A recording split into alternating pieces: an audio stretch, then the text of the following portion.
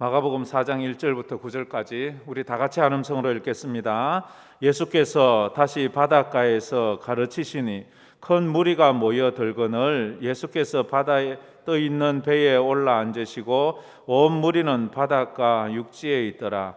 이에 예수께서 여러 가지를 비유로 가르치시니 그 가르치시는 중에 그들에게 이르시되 들으라, 씨를 뿌리는 자가 뿌리러 나가서 뿌릴새 들으는 길가에 떨어짐에 새들이 와서 먹어버렸고 들으는 흙이 얕은 돌밭에 떨어짐에 흙이 깊지 아니하므로 곧 싹이 나오나 해가 돋은 후에 타서 뿌리가 없으므로 말랐고 들으는 가시떨기에 떨어짐에 가시가 자라 기운을 막음으로 결실하지 못하였고 들으는 좋은 땅에 떨어짐에 자라 무성하여 결실하였으니 30배나 60배나 100배가 되었느니라 하시고 또 이르시되 들을 귀 있는 자는 들으라 하시니라. 아멘. 들을 귀 있는 자는 들으라 하시니라. 아멘. 예, 마가복음 말씀을 오후에 계속 전해드리고 있습니다.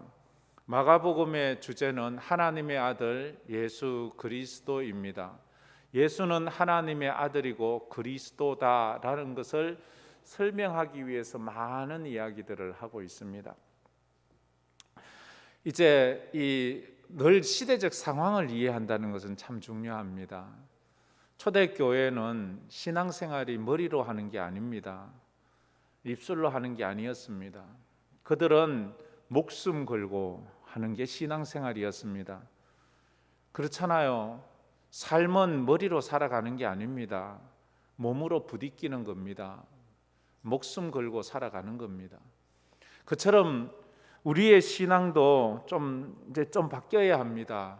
머리로 믿던 말씀으로 믿던 우리의 신앙이 이젠 한 단계 업돼서 우리의 삶으로 우리 신앙생활을 살아내야 하는 것입니다.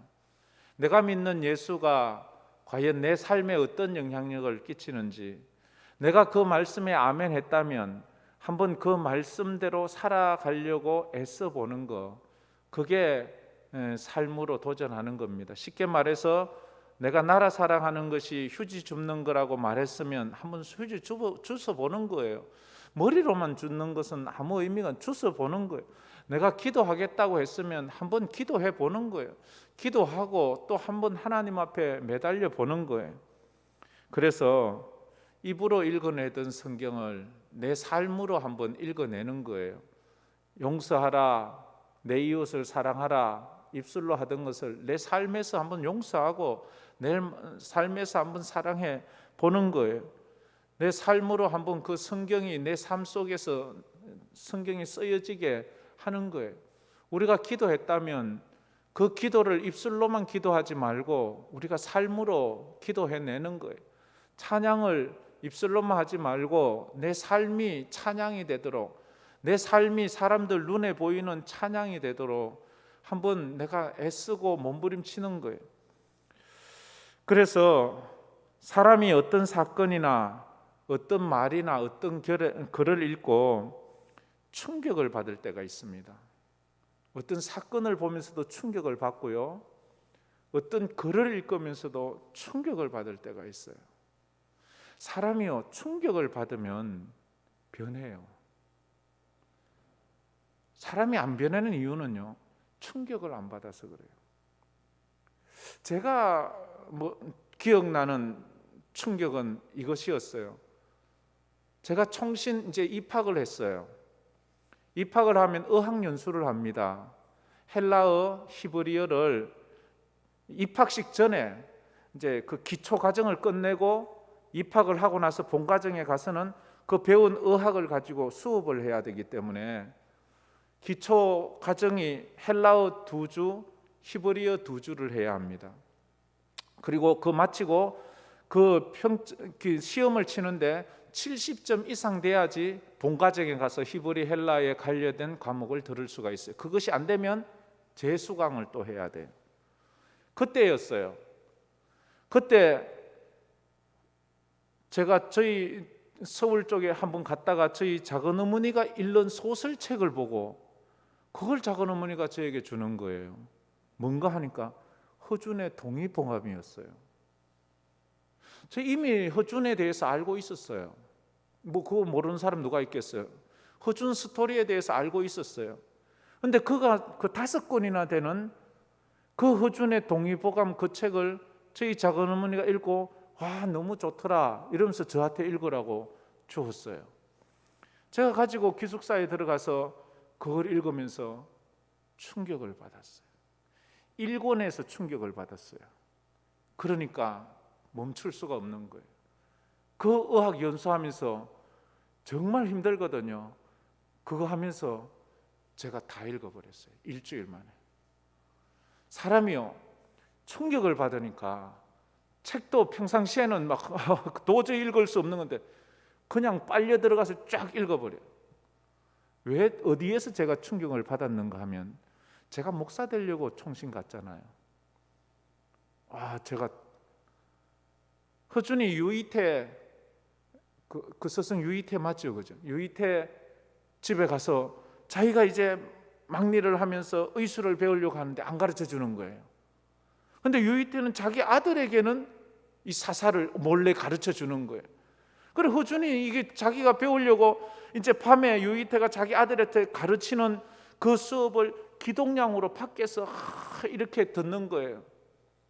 근데 그 아들은 뭐 무심하게 이래 듣는데 그때 유이태가 자기 아들에게 하는 질문이 너는 의술에서 가장 중요한 것이 뭐라고 생각하느냐? 라고 질문을 해요.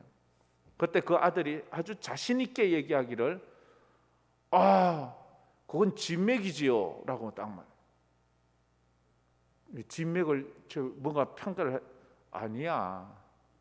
딱 그럼 침술입니까? 그것도 아니야. 그러면 약 처방 조제하는 겁니까? 그래도 그것도 아니야. 그건 뭐란 말이에요? 하는데 유이태 입에서 나오는 말이 환자에 대한 사랑이다라고 말해요. 그것을 밖에서 허준이가 듣다가 허준이가 헉 하면서 막 너무 충격을 받는데 저는 허준보다 더 큰 충격을 받았어요. 아니 한의사가 되는데 환자에 대한 사랑이 가장 의술에서 중요하대요. 근데 나는 목사가 될 사람인데 나도 지금 의학을 하러 왔고 목사들 수업을 하러 왔는데 저도 그랬거든요. 기도가 중요하지요. 말씀이 중요하지요. 공부가 중요하지요. 이런데 하나님이 저한테 그래 말하는 사랑이 중요하다고 말하는 것 같아요. 그게 막 하나님의 말씀으로 제게 들려왔어요. 그러니까 그 책을 놓을 수가 없는 거예요. 사람이 충격을 받으면 변화가 됩니다. 충격을 받았다는 게 무슨 말이에요? 감동받았다는 거잖아요. 감동받았다는 게 또 뭐예요? 깨달아졌다는 거예요. 무릎을 탁 치면서 한번 감동받고 충격받은 건요 절대 잊어버리지 않습니다. 그게 늘 기억에 남아 있습니다. 시간이 아무리 오래 가도 그건 남아 있어요. 왜? 내가 충격받은 거거든요. 내 가슴에 흠집이 났거든요. 내 가슴에 새겨졌거든요. 흐르는 물에 새긴 글은 지나면 흘러지지만 바위에 새겨진 글은 아무리 폭풍이 쳐도 그 글은 지워질 수가 없는 거예요. 왜? 내 가슴 속에 새겨져 있기 때문에 그런 거거든요. 십자가 앞에서도 구원을 못 받는 사람이 있어요. 십자가가 충격으로 해석되지 않아요. 뭐 그거 뭐다 예배당 가면 예수쟁이들 늘 하는 말 아니야? 예수쟁이들 늘 하는 말 아니야? 천국과 지옥에 대한 말을 들어도 충격이 없습니다. 뭐 그건 뭐 예수쟁이들 다 하는 소리지 뭐 나도 알고 있어. 그런데 어느 날 천국에 대해서 얘기를 듣는데 이 충격으로 들어지면 사람이 변해요. 천국 이야기를 듣고 사람이 충격을 받으면 변해요. 근데 천국 이야기를 듣고도 사람이 안 변하는 것은요 안 변해요. 왜? 그건 뭐 아무 의미가 없기 때문에 그렇거든요. 오늘 이 예수님의 비유의 말씀 우리 다 아는 말이에요. 근데 이 예수님의 이 비유의 말씀을 듣고 변화된 사람들이 엄청 많아요. 이 오늘 읽은 이 씨 뿌리는 비유는요, 쉽게 말해서 모든 성도들의 영적인 신앙 상태를 점검하는 말이에요. 아, 이거 다 아는 말이야. 이거 뭐 뻔한 거지 뭐. 이런 걸 갖다가 또 뭐 설교하나, 유치원 주일학교에서는 하는 건데, 이렇게 말하는 사람은요, 이거 100번 들어도 아무 의미가 없어요. 이거를 내 영적인 신앙 상태에 대한 검증이다 라고 딱 봐서, 아, 나는 어디에 속하나, 나는 어떤 신앙 상태를 가지고 있는가, 나는 왜 신앙이 자라지 않는가, 나는 내 인생에 왜 열매가 없는가. 여기 보면 30배, 60배, 100배의 결실을 얻는다고 말하는데 내 인생엔 왜 열매가 없는가, 이런 고민을 하면서 이 말씀을 딱 듣다가 충격이 어느 순간 탁 오면 그 사람은 충격받으면 변화되게 돼 있어요. 그게 이 말씀에서 주고자 하는 의미예요. 오늘 말씀에 보면 이 예수님이 비유로 말씀하시는데, 비유로 말씀하시는 이유에 대해서 두 가지로 말해요. 예수님이 비유로 말하는 두 가지가 완전히 반대돼요. 하나는, 예수님이 비유로 말씀하시는 하나의 이유는 사람들이 이 비유를 듣고 알아듣기 쉽게 하려고 비유를 주시는 거예요. 또 하나 비유를 주시는 이유는 사람들이 듣고 알아듣지 못하게 하려고 비유를 하시는 거예요. 참 웃기는 말이잖아요. 비유를 주시는 이유, 첫 번째 이유는 사람들이 쉽게 알아들으라고 비유로 말하는 거예요. 근데 또 하나는 사람들이 듣긴 들어도 깨닫지 못하게 하려고 비유를 주는 거예요. 알아듣는 건 누구예요? 충격받는 사람은 알아듣고 변해요. 충격받지 않는 사람은 비유를 들어도 도무지 이게 무슨 말인지 몰라요. 무슨 말이에요? 믿음이 있는 사람은 듣고 깨닫고, 믿음이 없는 사람은 들어도 깨닫지 못하는 거예요. 들을 기 있는 사람은 들으면 그게 깨달아지는데, 들을 기가 없는 사람은 아무리 들어도 깨닫지 못하기 때문에 변하지 않는 거예요. 그래서 9절 말씀에 들을 기 있는 자는 들으라 하시니라. 할렐루야. 오늘 오후 시간에는 좀 나른할 수도 있으니까 여러분들이 좀 말씀을 잘 집중해서 들으면 좋겠습니다. 오늘 본문 말씀의 이 강조점이 뭐예요? 씨앗에 대한 말씀도 하고 밭에 대한 말씀도 해요. 그런데 오늘 강조점은요, 씨앗이 아니고 밭 이야기예요. 밭. 씨앗은 모든 상황에 똑같이 주어져요. 그런데 밭에 따라서 그 열매가 달라져요. 길가에 뿌려진 씨앗, 돌밭에 뿌려진 씨앗, 가시밭에 뿌려진 씨앗, 옥토밭에 뿌려진 씨앗은 다 똑같은 씨앗이에요. 똑같은 씨앗이 뿌려졌어요. 그런데 밭에 따라서 그 열매가 달라지는 것을 봐요. 오늘도 설교는 똑같이 주어져요. 여기 있는 사람은 똑같이 동일한 말씀을 들어요.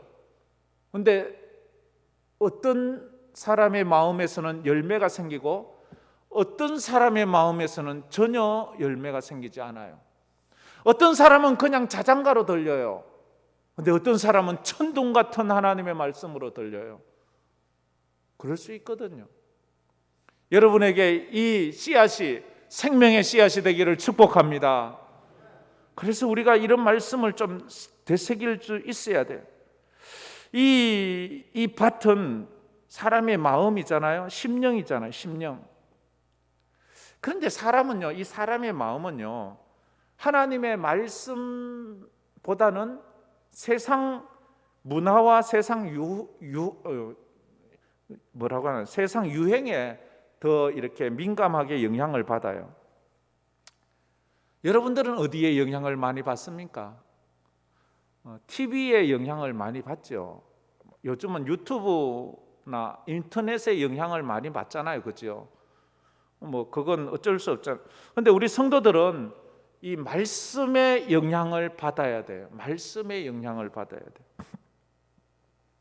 말씀, 여러분들은 이 신앙생활하면서 어떤 설교의 영향을 더 받습니까? 아니면 찬양의 영향을 더 받습니까? 찬양 좋잖아요, 그죠? 찬양 은혜롭고 그게 또 내 영성에 좀 도움이 많이 됩니다. 설교도 좋잖아요. 근데 설교는 좀 따분하잖아요. 그러나 우리가 나는 어디에 영향을 많이 받는지 한번 또 살펴봐야 돼요. 그래서 그 영향을 받는 거에 따라서 길가밭이 되기도 하고 돌밭이 되기도 하고 가시밭이 되기도 하고 좋은 밭이 되기도 하는 거예요. 지금까지 마가복음을 시작해서 이 4장까지 오면서 우리는 여러 가지 사람을 보았어요. 나면서부터 중풍병자인 사람도 보았고요, 나병 환자도 보았고, 손 마른 사람도 보았고, 귀신 들린 사람도 보았고, 열병으로 앓는 사람도 보았고, 다양한 사람들을 보았어요. 예수님이 다양한 사람들을 만나잖아요. 여기에도 아주 다양한 사람들이 있어요. 그러나 그들의 상황은 다 달랐지만 그들이 예수를 만나고 예수를 통해서 치유되어 가는 과정을 보면 동일하다는 것을 알 수 있어요. 그들의 세상적인 조건은 다 달랐어요. 어떤 사람은 중풍병자예요. 어떤 사람은 나병 환자예요. 어떤 사람은 손 마른 자고, 어떤 사람은 귀신 들린 자예요. 어떤 사람은 어부고, 어떤 사람은 세리예요. 어떤 사람은 사람들에게 손가락질 받는 죄인이에요. 그런데 그들이 충격받았을 때는 다 예수의 제자가 돼요. 그러나 제자들이 안 되고 충격을 안 받으면 전부 다 예수를 떠나요. 병 고침 받아도 떠나고, 삶의 문제가 해결돼도 떠나고, 결국 떠나는 이유는 그들이 하나님의 말씀 앞에서 충격을 받지 않아서 그렇게 돼가는 거예요. 그런데 그 다양한 사람들, 예수님에게 지금까지 나왔던 그 다양한 사람들, 앞으로 예수님께 나올 다양한 사람들을 오늘 본문엔 4가지로 분류해서 말하고 있어요. 하나는 길가 같은 사람, 또 하나는 돌밭 같은 사람, 또 하나는 가시떨기밭 같은 사람, 또 하나는 좋은 밭 같은 사람. 여러분은 어디에 속하는지 여러분이 스스로 평가해 보세요. 좀 예리하게 평가해 보세요. 너무 아전인수격으로 자기에게 너무 좋은 점수 주지 말고, 나는 이 4가지 상황 속에 내 영적인 신앙은 어디에 있을까? 그렇게 보면 자기 영적인 상태를 파악하면 이제 그걸 회복해 나가는 것들을 우리가 배울 수 있어요. 여러분들이 여기에서 그래서 영적인 치유가 일어나고 회복이 일어나고 성장이 일어났으면 좋겠습니다. 그렇다고 해서 제가 이래 거창하게 말한다고 해서 지금까지 여러분이 듣도 보도 못한 말을 하는 거 아니에요. 이미 여러분들이 다 알고 있음직한 그런 이야기를 할 것인데, 여러분들은 그것을 여러분에게 한번 적용시켜 보시라 하는 것입니다. 첫 번째, 우리 15절 말씀 우리 한번 다 같이 읽고 먼저 보도록 하겠습니다. 15절 시작. 말씀이 길가에 뿌려졌다는 것은 이들을 가리킴이니 곧 말씀을 들을 때에 사단이 적시 와서 그들에게 뿌려진 말씀을 빼앗는 것이요. 첫 번째는 길가에 뿌려진 그 길가 같은 밭에 대해서. 길가 같은 밭에는 씨앗이 뿌려지는데 이 말씀을 듣긴 듣는데 금방 빼앗겨 버리는 신앙 상태. 말씀을 듣긴 들어요. 근데 이게 금방 빼앗겨 버려요. 빼앗기는 방법이 잊어버릴 수도 있고, 아니면 다른 상황이 그걸 잊게 만드는 수도 있고. 말씀을 빼앗긴다는 것은 뭐예요? 말씀이 깨달아지지 않는 거예요. 혹시 여러분 그런 사람 혹시 있습니까? 지금 말씀을 듣기는 듣는데 깨닫지 못하는 게 지금 무슨 말이야? 그 말씀이 빼앗겼다고 보면 돼요. 사도행전 7장에 스데반 집사님이 이런 설교를 합니다. 마음과 귀에 할례를 받지 못한 자들아, 이러면 마음과 귀에 할례를 받지 못하면 말씀이 깨달아지지 못해요. 말씀이 깨달아지지 못한 자를 스데반 집사님이 또 말을 하는데 성령을 거스리는 자가 된다, 이렇게 말해요. 마음과 귀에 할례를 받지 못하고 말씀을 깨닫지 못하면 성령을 거스리게 된대요. 그래서 예수를 십자가에 못 박았다고 말을 하는 거예요. 나는 마음과 귀에 할례를 받았는가? 혹시 나는 말씀을 깨닫지 못해서 성령을 거스르고 있지는 않은가? 예레미야 선지자도 예레미야 6장 10절에 말했어요. 그 귀가 할례 받지 못하였으므로 듣지 못하는도다. 듣지 못하는 건 마음의 할례를 받지 못해서 그랬다고 말합니다. 오늘 마가복음에는 귀 있는 자는 들을지어다, 귀 있는 자는 성령이 교회들에게 하시는 말씀을 들을지어다, 요한계시록에 그렇게 말하지요. 그렇게 마음의 할례를 받지 못하면 어떻게 돼요? 10년을 믿어도 믿음이 자라지 않아요. 혹시 자기가 알잖아요. 나는 지금 신앙이 자라질 않아. 근데 이제 오후 예배 정도 오시는 분 같으면 뭐 신앙이 자라고 다 좋은 밭 알곡 아니겠습니까? 그러나 한번 테스트 한번 해보세요. 자기 점검을 한번 해보세요. 나는 지난 수년 동안 지금 신앙이 자라지 않고 있어. 아니, 난 퇴보하는 것 같아. 열정도 식고 믿음도 식고 간절함도 없고 그냥 형식만, 껍데기만 남아있는 나 자신, 하나님 앞에 서면 알곡이 아닌 쭉정이로 드러날 것 같은 나 자신, 그렇지는 않습니까 혹시? 왜 그래요? 왜 신앙이 자라지 않지요? 내 속에 말씀이 차곡차곡 쌓이고 영양분을 못 주고 자꾸 빼앗기기 때문에. 말씀을 듣고 예배를 드려도 그게 은혜가 안 되니까, 다 빼앗기니까 그냥 안 자라는, 쉽게 말해서 우리 속에 기생충이 가득 차서 아무리 먹어도 영양분이 내 몸에 안 오는 거야. 기생충이 다 뺏어가니까 아무리 먹어도 그거와 똑같은 거예요. 우리 속에 사단 마귀가 있어서 내가 말씀을 듣고 예배를 드려도 다 빼앗기는 거예요. 여러분 혹시 빼앗기지 않습니까? 여러분의 영적인 상태가 그래서 지금 한 발짝도 나가지 못하고 있는 그런 모습은 아닌지 모르겠습니다. 사막에서는 곡식을 재배할 수 없어요. 왜? 왜 사막에서는 곡식이 재배가 안 되나요? 사막은 모래잖아요. 모래는 뭐예요? 물을 머금지 못해요. 물을 보관하지 못해요. 그래서 곡식에 열매가 없는 거예요. 내 심령이 사막 모래바다 같지 않아요? 말씀을 듣기는 듣는데 다 빠져나가. 듣기는 들어요. 눈은 끔뻑거려요. 근데 일어나서 나가면서 무슨 말인지 몰라요. 우리가 한번 생각을 해 보아야 됩니다. 사단이 길가 같은 마음에 떨어진 씨앗을 다 빼앗아 가는 거예요. 열심히 들었는데도 아무것도 생각나지 않아요. 그리고 자꾸 설교 시간에 딴 생각이 나게 하고 심지어 졸게 만들고 전혀 기억이 남지 않게 하는 거예요. 그렇지요. 그게 첫 번째. 두 번째는 돌밭 같은 또 마음이에요. 두 번째 마음은 16절 17절 말씀입니다. 16절 17절 말씀 우리 다 같이 한번 읽어보겠습니다. 또 이와 같이 돌밭에 뿌려졌다는 것은 이들을 가리킴이니 곧 말씀을 들을 때에 즉시 기쁨으로 받으나 그 속에 뿌리가 없어 잠깐 견디다가 말씀으로 인하여 환난이나 박해가 일어나는 때에는 곧 넘어지는 자요 라고 말하고 있습니다. 말씀을 들을 때 기쁨이 있어요. 말씀을 들을 때 은혜가 돼요. 그런데 문제는 고난을 견디지 못하는 거예요.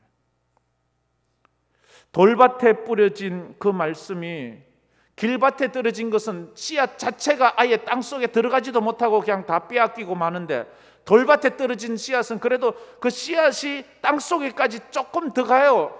더 갔다가 고난을 통해서 잃어버리게 되는 거예요. 고난, 이건 깊이가 없다는 거예요. 깊이가 없는 신앙, 뿌리가 깊지 않은 영성. 그래, 뿌리가 깊지 않으니까 바람이 불면 후당탕 넘어져요. 시험이 오면 금방 넘어져요. 쉽게 뽑혀요. 왜 그래요? 그 마음에 돌이 많아서 그래요. 돌밭이잖아요. 돌밭에 흙이 있어야 되는데 흙은 별로 없고 돌이 많아요. 우리 마음에 돌이 많아요. 상처가 많아요. 아픔이 많아요. 쓴뿌리가 많아요. 이것들을 뽑아내야 되는데 이게 뽑히지 않는 거예요. 10년이 가도 20년이 가도 속에 원망, 불평, 복수심, 상처의 돌이 있는 거예요. 치유되지 않으면 성장하지 못해요. 우리가 치유돼야 될 사람이 의외로 많아요. 여러분 혹시 치유돼야 되는 거 없나요? 나도 모르게 이해할 수 없는 슬픔에 잠긴다든지, 나도 모르게 내가 왜 이래 과민하게 반응하지 할 정도의 분노를 느끼는 그런 경우라든지, 내 마음 나도 몰라 이렇게 생각할 때 없습니까? 너무 우울해진다든지, 너무 내 마음을 통제하지 못하는, 그래서 그냥 가만히 있을 수 없어 뛰쳐나가서 무슨 일이라도 해야지 직성에 풀리는 그런 마음. 그 돌이 있어서 그래요. 그 돌 그거 걷어내야 돼요. 그 돌 말이 돌이지 상처가 있다는 거지요. 아픔이 있다는 거예요. 썬뿌리를 뽑아내야 되는 거예요. 그렇지 않으면 고난이 와서 견디지 못해요. 이 돌밭은 첫째 뿌리를 내리지 못해요. 흙에 뿌리를 내리지 못하면 말라 죽어요. 두 번째는 은혜를 간직하지 못해요. 은혜를 간직할 수가 없어요. 아멘 아멘 하지만 아멘 아멘 해서 은혜는 혼자 받는 것 같아요. 아, 저 사람 성령 충만한 것 같아요. 아, 저 사람 믿음 대단한 것 같아요. 근데 얼마 못 가요. 얼마 못 가요. 그래서 그 사람은 은혜를 쏟아버립니다. 고난을 견딜 수 없어서 그러는 거예요. 그 속에 있는 것을 끄집어내야 돼요. 상한 음식을 먹고 그것이 영양분이 된다고 착각하지 마세요. 그거 다 토해내야 되는 거예요. 그 다음에 세 번째 18절 19절 말씀 우리 다 같이 한번 읽어보겠습니다. 18절 19절 또 어떤 이는 가시떨기에 뿌려진 자니 이들은 말씀을 듣기는 하되 세상의 염려와 재리의 유혹과 기타 욕심이 들어와 말씀을 막아 결실하지 못하게 되는 자요 라고 말합니다. 가시떨기 밭에 떨어졌어요. 가시떨기 밭에 떨기밭에 떨어지면 가시밭에 떨어져도 씨앗이 조금 땅에는 들어갑니다. 근데 문제가 뭐예요? 열매가 없다는, 열매가 없어요. 열매가 맺히지 않아요. 무엇 때문에? 세상의 염려, 재리의 유혹, 기타 욕심들. 지금까지 세 가지 말해 길가, 돌밭, 가시떨기 세 개 말했는데 크게 요 세 가지 둘로 나눌 수 있어요. 길가는 아예 말씀을 받아들이질 못해요. 처음부터 깨닫지를 못해요. 그런데 돌밭과 가시떨기는 말씀을 받아들이기는 해요. 근데 이게 오래 못 가요. 돌밭은 고난이 왔을 때 잊어버리고 가시밭에는 내적인 유혹이 왔을 때 이 열매를 잊어버려요. 돌밭과 가시밭의 차이는 그래요. 돌밭은 외부의 환경 때문에 자기 신앙이 흔들리고 가시떨기밭은 내면의 유혹과 내면의 삶 때문에 내 신앙이 여러분들은 어떤 데 더 약하나요? 외부적인 상황 때문에 더 신앙을 힘들어하나요? 아니면 자기 내면에 자기와의 싸움에서 늘 유혹을 당해서 넘어지나요? 나는 왜 신앙이 자라지 못하지? 이런 고민 해보시지 않나요? 그런 분들이 들어 있지 않겠어요? 그죠? 나는 왜 신앙이 안 자랄까? 내가 신앙생활 한 지 아마 20년, 30년 이래 됐는데 이래 되면 내 신앙이 좀 자랐으면 좋겠는데 나는 주일 성수하는 것도 억지로 해. 오후 예배 오시는 분들은 대부분 대상이 안 될 거예요. 나는 오후 예배도 못 드려.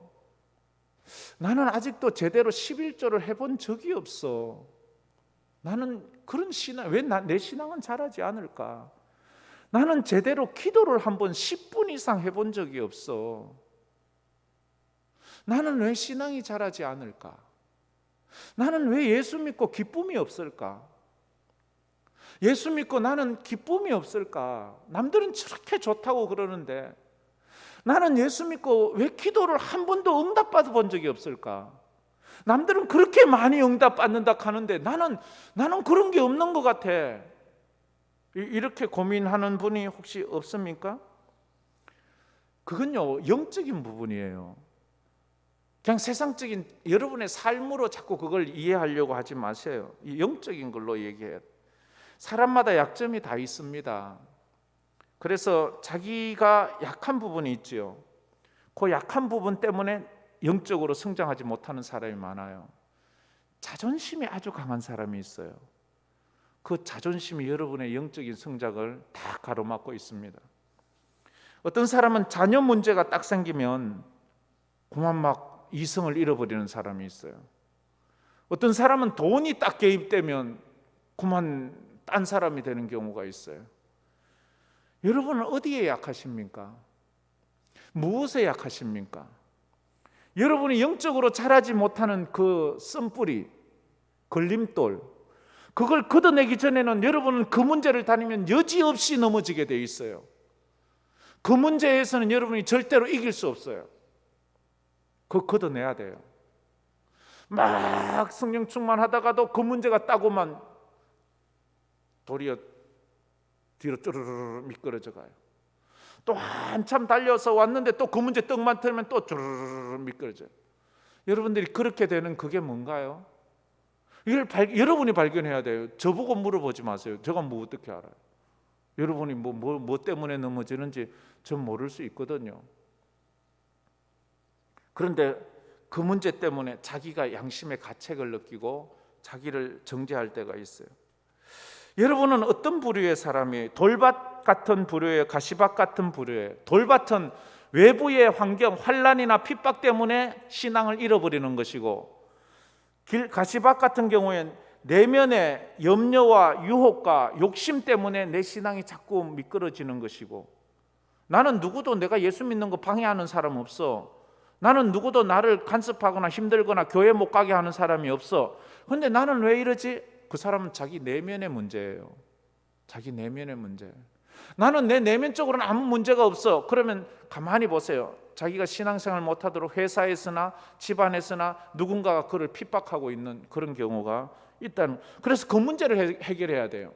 그렇지 않으면요, 돌밭과 가시밭은 착각을 하게 만들어요. 입만 무성하거든요. 열매는 없는데 입은 되게 무성해요.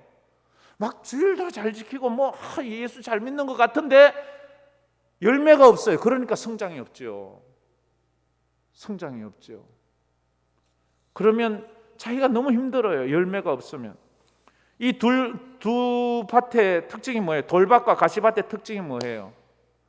돌밭과 가시밭은 열심은 있어요. 열심히 해요. 뭐든지 열심히 해요. 그런데 오래 가지 않아요. 오래 가지 않아요. 이런 사람의 특징 중에 하나가 여기는 보니까 없는데 특징 중에 하나가요. 이민교회 보면 이런 거 꼭 있어요. 교회를 자주 옮겨요. 여기 있다 보면 무슨 문제가 자꾸 생기거든요. 그럼 딴 교회 가자. 이거 또 옮겨요. 딴 교회 가면 될 것 같거든요. 저 교회 가면 목사도 좋고 장로도 좋고 교회 환경도 좋고. 근데 가서 좀 며칠 있다 보면 또 똑같거든요. 그러면 또 있다가 또 교회를 옮겨. 이게 교회 문제가 아니에요. 직장도 똑같아요. 어떤 사람은 직장 생활을 그래 오래 못하는 사람이 있어요. 있다가 그만 또 옮겨버려요. 그러니까 성장이 없는 거예요. 이 나무를 자주 옮겨 심으면 그게 어디 자랍니까? 못 자라거든요. 금옥은요, 잘 났거나 못 났거나 한 자리를 꾹 지키다 보면 그게 금옥이 되는 거예요. 그게 큰 일꾼이 되는 거예요. 영적인 열매를 그래서 열매는 거예요. 그래서 이 두 돌밭 같다고 가시밭 같다고 여러분 스스로가 생각한다면 어떻게 고쳐야 되는가? 하나예요. 그게 뿌리를 내리도록 해야 돼요. 뿌리를 내리자면 오래 거기서 버텨야 돼요. 버티고 견디고 인내하고 참고 거기에 막 깔고 뭉개 앉아 있어야 돼요. 그런데 마귀는요, 어쨌든 우리를 뽑아내려고 해요. 어쨌든 옮기게 말려, 어쨌든 포기하게 만들려고, 어쨌든 지치게 만들려고 해요. 이게 마귀가 하는 짓이거든요. 근데 우리는 그럴 때마다 막 어쨌든 붙어 있으려고 막 어쨌든 몸부림쳐야 돼요. 십자가 붙잡고 몸부림쳐야 돼요. 밑 빠진 독에 물을 담을 수 없잖아요. 그러자면 밑 빠진 독의 밑에 그걸 수리해야 돼요. 그래야 돼요. 그래서 그런 사람은요, 성경을 읽을 때 속독하려고 하지 마세요. 다독하려고 하지 마세요. 정독을 해보세요. 정독을요. 요즘 많은 사람들이 성경을 많이 읽는데 유튜브 도움을 받을 때가 있잖아요. 그거 읽기는 많이 읽는데 남는 게 별로 없어요. 그렇다면 그거 다음으로 미루고 다 집어치우고 성경 가지고 내 눈으로 읽어가세요. 입으로 읽어가세요. 그래서 이게 내 마음에 새겨지게 해보세요.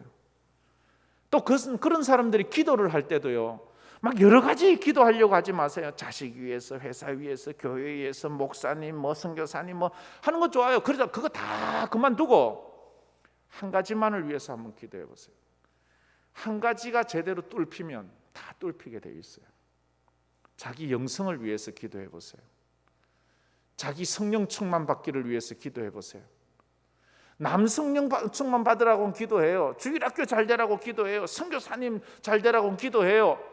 근데 정작 자기를 위해서는 기도하지 않아요. 기도해도 그냥 근성으로 해요. 그러지 말고요, 한번 집중력 있게 한번 해보세요. 한 시간을 기도해도요, 다른 거 다 집어치우고요, 하나의 기도 제목을 가지고 계속 기도해 보세요. 뚫힐 때까지 한번 기도해 보세요. 그러면 뭐가 보여요? 하나라도 제대로 해야지 내게 되는 거지. 온 세상 거 다 간섭하면서 기도한들 남는 게 없어요. 쌀독에 쥐를 잡아내지 않고는 쌀을 지킬 수 없다고 말을 합니다. 내 은혜를 빼앗아가는 도적을 찾아내야 돼요. 내 은혜, 내가 받은 은혜를 자꾸만 빼앗아가고 도적질해가는 그 도둑을 잡아내야 돼요. 은혜가 누수되는 것을 잡아내야 돼요. 잘 보세요. 어디에서 누수됩니까? 여러분 말에서 누수되지 않아요? 여러분 말로 하다가 다 쏟아버리는 거 아니에요? 여러분 생각이 여러분의 은혜를 다 쏟지 않나요? 아니면 여러분이 가지고 있는 관계가 무너져서 다 쏟아버리진 않나요? 아니면 한번 솔직히 생각해 보세요. 여러분 가지고 있는 직분이 여러분을 신앙생활하는데 걸림돌이 되게 하지는 않나요? 가끔 직분 때문에 믿음 생활을 제대로 못하는 사람이 있더라고요. 참 이상한 말이지만 있어요. 어디에서 새고 있어요? 분명히 새고 있어요. 그러니까 안 자라죠. 그걸 발견해내야 돼요. 발견해내야 돼요. 자, 그리고 이제 마지막으로 20절 말씀 우리 다 같이 한번 읽어보겠습니다. 좋은 땅에 뿌려졌다는 것은 곧 말씀을 듣고 받아 30배나 60배나 100배의 결실을 하는 자니라. 좋은 땅에 뿌려지면 결실이 있대. 열매 맺는데. 내 상황은 남들 볼 때 별로 좋다고 말하지 않지만 어떤 사람은 그 안 좋은 상황에서도 찬송을, 기쁨을, 감사를 하는 사람이 있어요. 그 열매 맺는 거예요. 사도 바울은 감옥에서도 찬송하고 기도하고 감사했어요. 그 좋은 땅이에요. 세상의 환경과 영적인 환경은 완전히 달라요. 거지 나사로는 거지로 살면서도 그 옥토 같은 마음이었어요. 그래서 내 삶이 힘들다고 나는 좋은 땅이 아니야 이렇게 말하면 안 돼요.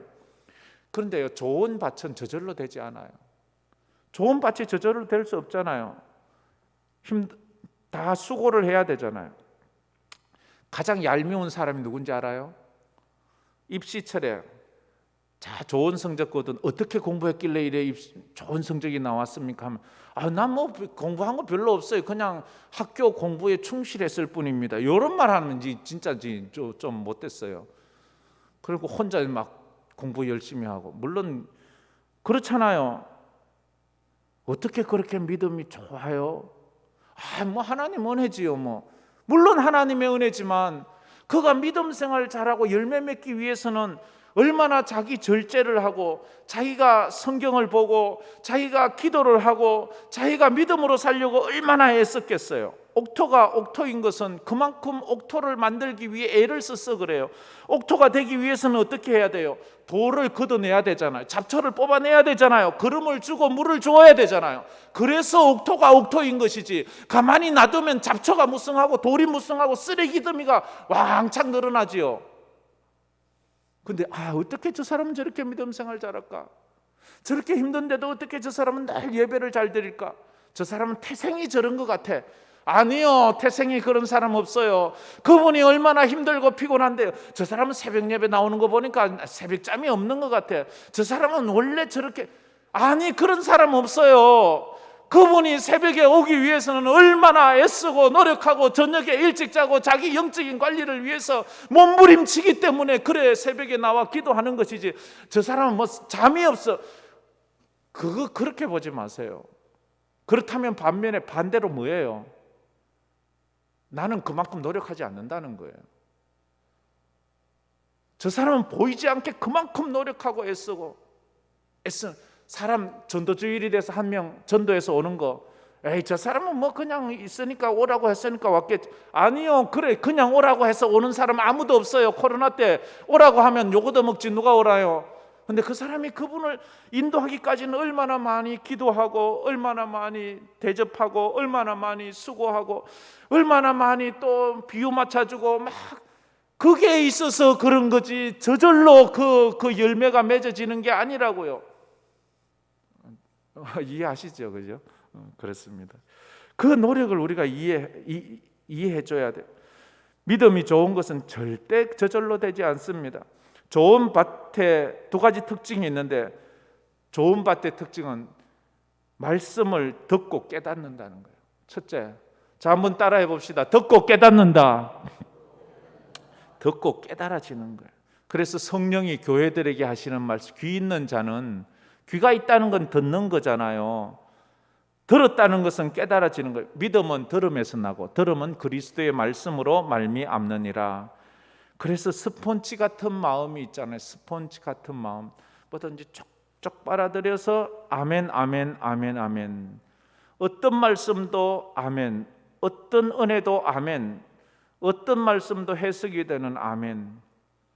그거 보면 참 옆에서 보면 화가 날 때도 있어요. 저 사람은 어떻게 다 아멘이 될까? 저게 어떻게 아멘이 될까? 그래 우스갯소리로 그렇잖아요. 뭐 앞에서 목사가 기침만 해도 아멘, 뭐만 해도 아멘, 아멘. 그게 복받은 말이에요. 근데 어떤 사람은요, 아무리 맞는 말을 해도 노맨이야. 아무리 성경 말해도 노맨이야. 마음이 딱 덮여져 있거든요. 하나님, 내 마음이 옥토가 되게 해주세요. 남들 볼 때 좀 어리숙하게 보이고 못나 보여도 거기 아멘 할 때 하나님이 역사하시고, 이사야 6장 9절에 보면 여호와께서 가라사대 가서 이 백성에게 이르기를 너희가 듣기는 들어도 깨닫지 못할 것이요 보기는 보아도 알지 못하리라 하여 이 백성의 마음으로 둔하게 하여 그 귀가 막히고 눈이 감기게 하라. 이런 말씀은 들어도 깨닫지 못하게 하고 보아도 알지 못하게 하고 귀가 막히고 눈이 막히게 하라.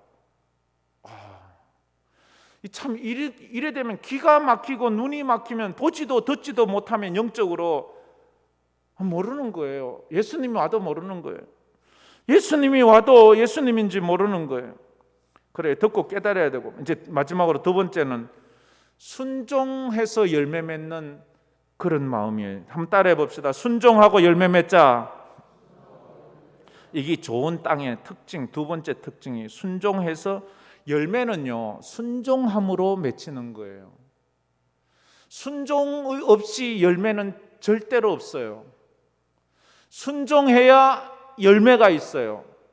주의 말씀에 순종하면 그 말씀에 30배, 60배, 100배. 전도해라, 순종해야 전도의 열매가 있어요. 기도해라, 기도해야 응답의 열매가 있어요.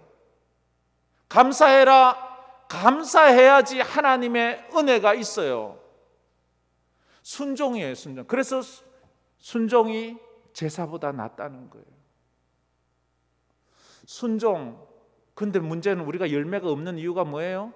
순종을 하지 못하거든요. 주여, 내가 순종을 할 수 있는 은혜를 주세요. 깨닫는 것도 힘들지만 그 말씀대로 사는 것은 더욱더 힘들어요. 그래서 훈련이 필요해요. 처음부터 너무 크고 위대한 일을 하려고 하지 말고요, 처음부터 작은 것부터 한번 해보세요. 여러분이요, 주일마다 올 때 볼펜과 노트를 하나씩 준비해 오세요. 그래서 한번 설교를 한번 적어 보세요. 처음에는 무작위로 적어 보세요. 그냥 그러다가 좀 지나면 요점만 적어 보세요. 그리고 적은 것을 남에게 꼭 한번 얘기해 보세요. 그러면 여러분들이요, 설교한 저보다도 더 오래 그 설교를 기억할 수 있어요. 저는 그런 사람 몇 번 봤어요. 설교를 한 나보다도 내 설교를 들은 그가 내 설교를 더 잘 기억하고 있어요. 이해하세요? 제가 그걸 볼 때마다 깜짝 놀라요. 아니 어떻게 저 사람은 나도 설교한 나도 잊어버린 말씀을 자기는 기억하고 있을까? 우리 황금교회 성도들이 말씀을 듣고 깨닫기를 축복합니다. 순종해서 열매 맺기를 축복합니다. 이거예요. 그래서 이 훈련을 해야 돼요. 말씀을 들을 때는 이제부터 내가 기도해야지 하는데 좀 지나면 아이 뭐 기도한다고 되나 뭐 말씀 들을 때 나 불평하지 말아야지 이러는데 조금 있으면 또 입에서 막 불평이 막 나와요. 그래서 열매 맺지를 못하고 자꾸 그 마음에 가진 것이 유산되듯이 자꾸 없어져 버려요. 말씀을 들을 때는 아이고 내가 그 사람한테 먼저 전화해서 밥 좀 먹고 화해하자 해야지 하는데 또 내가 뭐 지가 나한테 먼저 해야지 내가 이렇게 우리 마음이 자꾸 바뀌는 거예요. 이런 마음이 있다면 한번 여러분이 훈련하세요. 지금 마음이 변화되지 않도록 지금 마음이. 그래서 어떤 분들은요, 하나님 은혜 주실 때 뭘 해요? 하나님 은혜 주실 때 뭘 해요? 그래서 요즘도 보면 가끔 주중에 사람들이 헌금을 들고 오시는 분들이 있어요. 요즘은 좀 적어졌지만 전에 코로나 심할 때 막 그런 분이 좀 들어 있었어요. 왜 주중에 막 들고 왜 그때 뭐 지로로 보냈는지 하죠. 이런 아니요. 내 마음 바뀔까 봐 내 지금 들고 왔어요. 내 마음 변할까 봐 자기 훈련을 하는 거예요. 우리는 마음으로 막 이렇게 큰 거 뭔가 생각하다가 시간이 지날수록 점점점점점점 거기 눈 녹듯이 얼음 녹듯이 점점점점점 사라지잖아요. 그게 우리 본심이잖아요. 오늘 말씀을 들으면서 이제 여러분들 이제 마지막으로 여러분은 어떤 마음이에요? 혹시 길가 같은 말씀 자체가 깨달아지지 않는다. 그분은요 설교 시간에 앉아 있는 게 많이 힘들 거예요. 아마. 그냥 앉아는 있지만 좀 무슨 말인지 모르면 그래요.